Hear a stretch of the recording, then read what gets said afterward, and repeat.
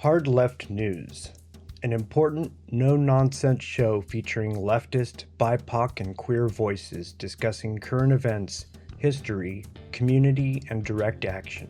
We were basically won as a prize from the Spanish-American War for the United States after Spain colonized us a long time ago. And our status never really changed. The United States wanted to keep their presence in the island, but they didn't want to give us all the rights that U.S. citizens have.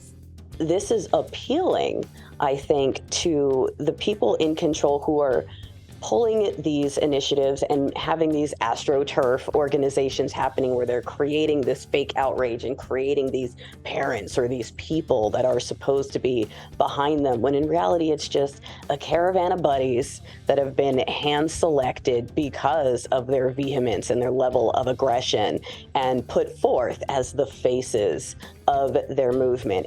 So Tompkins Square Park sometimes takes on the character of an encampment, sometimes takes on the character of like a mass protest that also becomes an encampment in different ways.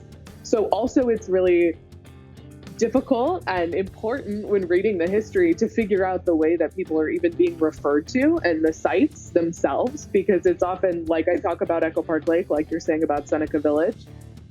When people talk about the places, they're not saying the homeless encampment at whatever. They're often just referring to the site as a shorthand.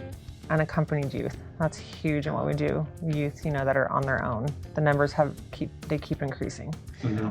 I would imagine, especially like the queer youth. So there's not a lot of support in this area for our queer community and youth especially. So we're trying to build that back up. I'm part of the community and I'm trying to help. I think we need it to be separated and say, no, we need LGBTQ support. In my transitioning, I've had to talk with my therapist, talk with my doctor, have diagnosis of gender dysphoria. The need to pathologize people's existence to justify basic support is it's ridiculous. Fucking wild to have a fucking crazy person making legislation about you out of whole cloth and, evicting you from your housing and denying you employment and denying you food, etc. It's like these are crazy people. There is a basic level of intelligence necessary to know what you don't know.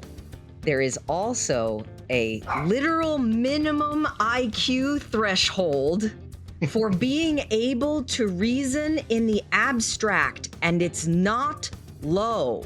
This is a bad combination.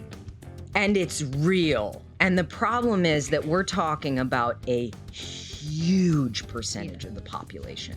They're everywhere and they're in charge of everything. Hard Left News. None of this is new.